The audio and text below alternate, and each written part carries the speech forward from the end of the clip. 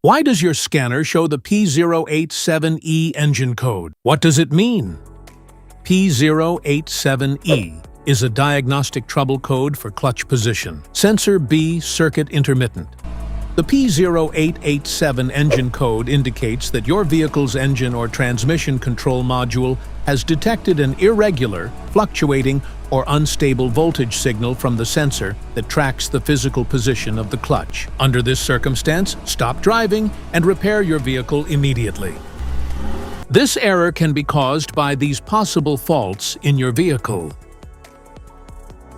Faulty clutch position, sensor, wiring issues, corroded or loose connectors, hydraulic leak or low fluid, damaged clutch, actuator. Each DTC code corresponds to a specific issue in your vehicle.